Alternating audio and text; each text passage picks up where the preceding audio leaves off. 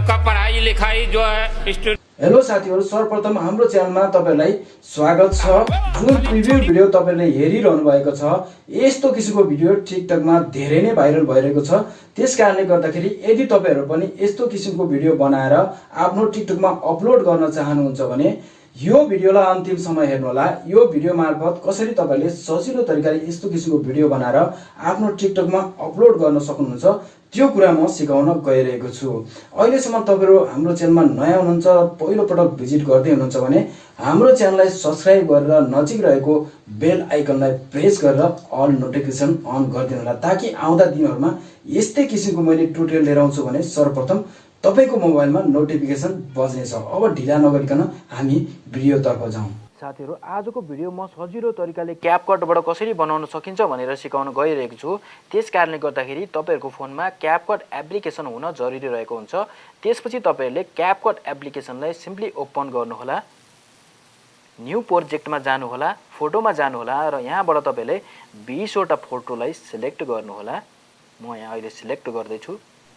20 वटा photo select गरिसकेपछि just यो एड बटनलाई प्रेस गरेर सबै फोटोहरुलाई एड गरिदिनु होला। त्यसपछि तपाईहरु तल स्लाइड बारलाई थोरै स्क्रल राइट गर्नु होला। यहाँ तपाईले फर्मेटको अप्सन देख्न सक्नुहुन्छ।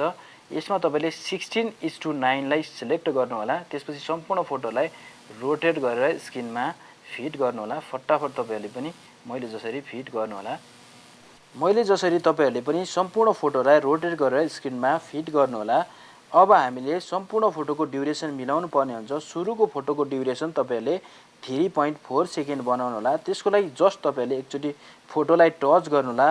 यो साइड जुन अन्तिम किनारा रहेको छ यसलाई टच गरेर ड्र्याग गरेर थोरै बढाएर तपाईले यसको साइज 3.4 सेकेन्ड बनाउनु होला। त्यसपछि बाँकी सम्पूर्ण फोटोको साइज चाहिँ 0.4 सेकेन्ड बनाउनु पर्ने हुन्छ। यो तरिकाले मैले जसरी तपाईले ड्र्याग गरेर 0.4 सेकेन्डको बनाउनु होला। आजको ट्युटोरियल चाहिँ धेरै नै सजिलो रहेको छ साथीहरु। त्यसकारणले गर्दाखेरि तपाईले सजिलै बनाउन सक्नुहुनेछ। कृपया अन्तिमसम्म भिडियोलाई स्किप नगरिकन हेरेर मलाई साथ दिनु होला। त्यसपछि अब हामीले ड्युरेसन सम्पूर्ण फोटोको मिलाइसकेपछि एनिमेसन एड गर्नुपर्ने हुन्छ। पहिलो फोटोलाई तपाईले टच गर्नु होला। त्यसपछि एनिमेसनमा जानु होला, कम्बोमा जानु होला। तपाईले पहिलो फोटोलाई बाइसेट टु एनिमेसन एड गर्न सक्नुहुनेछ। म तपाईलाई बाइसेट टु एनिमेसन देखाउन गइरहेको छु। यहाँ रहेको छ, जस्ट यसलाई सिलेक्ट गरेर ओके गरिदिनु होला। अब बाँकीका सम्पूर्ण फोटोहरुलाई तपाईहरुले यही तरिकाले पेन्डुलम टु एनिमेसन एड गर्नु होला। सम्पूर्ण फोटोहरुलाई तपाईले सिलेक्ट गर्दै पेन्डुलम टु एनिमेसन एड गर्नु होला। कम्बोमा गएर पेन्डुलम टु सम्पूर्ण फोटोहरुलाई यो तरिकाले पेन्डुलम टु, यहीँबाट तपाईले सम्पूर्ण फोटोहरु सिलेक्ट गर्दै ब्याक नगइकन तपाईले लगाउन सक्नुहुनेछ। यदि तपाईले यो तरिकाले गर्नुभयो भने अलि सजिलो हुन्छ। तपाईले भिडियो एडिट गरिरहँदाखेरि अलिकति ह्याङको प्रब्लम हुन सक्छ, तर त्यसलाई प्रवाह नगरिकन तपाईहरुले यो भिडियो बनाउन सक्नुहुन्छ। किन भन्दाखेरि मैले यसको कम्प्लिटली टाइमिङ भनिदिएको छु। सम्पूर्ण फोटोहरुलाई एनिमेसन एड गरिसकेपछि तपाईले सिम्पली यो टिक मार्कलाई ओके गरिदिनु होला। त्यसपछि तपाईले ब्याक जानु होला, फेरि यसलाई टच गरेर ब्याक जानु होला। अहिले तपाईले यहाँ हेर्न सक्नुहुन्छ, पहिलो फोटोलाई मैले बाइसेट टु एनिमेसन एड गरेको छु। त्यसपछि बाँकी सम्पूर्ण फोटोहरुमा पेन्डुलम टु एनिमेसन एड गरेको छु। अलिकति फोटोहरु धेरै भएको कारणले गर्दाखेरि अलिकति ल्यागिङ प्रब्लम भइरहेको छ, तर यसले केही फरक पर्दैन है त साथीहरु। यति गरिसकेपछि तपाईहरु भिडियोको अन्तिममा आउनु होला। अन्तिममा आएर तपाईले यहाँ क्यापकटको वाटरमार्क रहेको हुन्छ, यसलाई सिलेक्ट गरेर सिम्पली डिलिट गरिदिनु होला। त्यसपछि यो एक्सपोर्टिङ बटन रहेको छ, यसलाई प्रेस गरेर 100% एक्सपोर्ट हुन दिनु होला। साथीहरु, यदि तपाईहरुले पेन्डुलम 1 पेन्डुलम 2 एनिमेसनलाई साइडबाट जम्प गराउन चाहनुहुन्छ भने यो भन्दा पहिलाको भिडियो मैले कम्प्लिटली सिकाएको छु, त्यहाँबाट तपाईले हेरेर गर्न सक्नुहुनेछ। भिडियो अझै बाँकी रहेको छ साथीहरु, स्किप नगरिकन हेर्दिनु होला। भिडियो 100% रन भइसकेपछि तपाईहरुले यो जस्ट डाउन बटनलाई ओके गरिदिनु होला। त्यसपछि फेरि तपाईहरु न्यू प्रोजेक्टमा जानुपर्ने हुन्छ।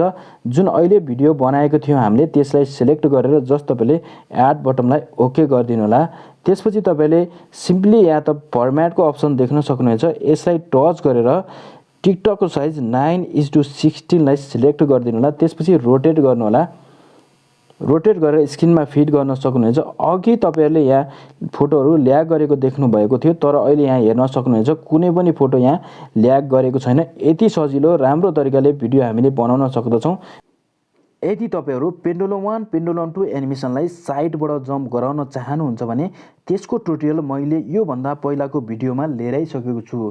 त्यो भिडियो हेरेर तपाईहरुले बनाउन सक्नुहुनेछ अथवा म यसै भिडियोको डिस्क्रिप्सनमा त्यसको लिंक राख्दिने छु, त्यहाँबाट तपाईहरुले हेरेर बनाउन सक्नुहुनेछ। अब हामीले यो भिडियोमा अडियो एड गर्नुपर्ने छ। त्यसको लागि तपाईहरु स्टार्टिङ पोइन्टमा आउनुहोला। भिडियोको स्टार्टिङ पोइन्टमा आएर तपाईले यो एरोलाई एकचोटी प्रेस गर्नुहोला। यसरी एरोलाई प्रेस गरिसकेपछि तपाईले यो एड अडियोको अप्सन देख्न सक्नुहुनेछ। जस्ट यो प्लस आइकनलाई क्लिक गर्नुहोला। यो एक्सट्र्याक्टको फोल्डरलाई क्लिक गर्नुहोला। त्यसपछि तपाईले यो एरोलाई एकचोटी प्रेस गर्नुहोला। यहाँ गएर तपाईले डाउनलोडको एल्बमलाई सिलेक्ट गर्नुहोला। तपाईले यो भिडियोलाई सिलेक्ट गरेर इम्पोर्ट साउन्ड अन्लीलाई ओके गरिदिनु होला।